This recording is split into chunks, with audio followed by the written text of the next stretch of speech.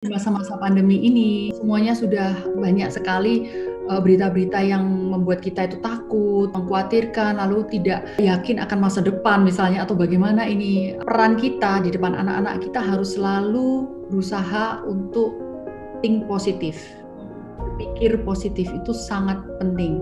Lalu keep calm, jadi stay calm. Ketika anak kita merasa mentalnya down atau gimana, kita tenang ya, dan kita memberikan ketenangan kepada mereka bahwa it's okay, it's normal, kamu nggak apa-apa seperti itu. Kita dengarkan mereka ya. Lalu kita juga harus menenangkan diri kita juga penting ya, dan kita harus selalu bisa memotivasi diri kita. Lalu di depan anak-anak kita harus selalu terlihat antusias. Jangan terus ikut, beritanya menyedihkan, menegangkan, lalu kita ikut sedih, gimana, kita ikut khawatir. Jangan ya. Kita harus bagaimanapun berita sejelek apapun ya, menyedihkan atau tidak, kita harus tetap di depan anak-anak kita harus selalu stay positif, antusias, lalu percaya akan masa depan.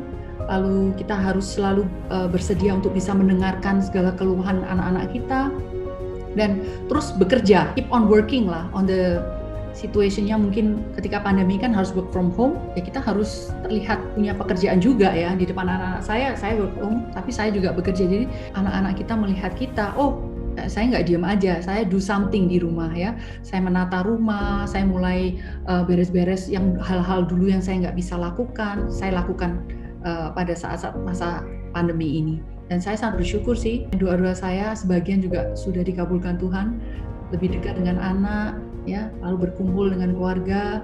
Kalau dulu kan sering traveling dan sebagainya, suami juga sering traveling, tapi dengan adanya pandemi kan kita lebih banyak waktu yang dihabiskan bersama. Lalu banyak hal-hal positif sih yang bisa kita dapatkan selama pandemi ini, karena anak-anak kita tuh selalu melihat kita ya, melihat orang tuanya ya dalam masa-masa yang susah ini, bagaimana mereka harus bertindak gitu. Kalau kita ikut arus, kita ikut stres, kita ikut paranoid ya, terlalu proteksi berlebihan, atau kita akhirnya terlalu mengharapkan sesuatu harus baik dan sebagainya, itu yang akan diingat oleh anak kita. Jadi saya selalu, apapun yang saya katakan, saya lakukan itu berusaha supaya anak saya juga bisa belajar. Kemudian hari saya nggak tahu apakah mereka akan mendapatkan pandemi yang sama, tapi saya berharap ketika mereka mengalami pandemi yang sama, mereka juga bisa melakukan hal yang sama, yaitu tetap stay positif ya.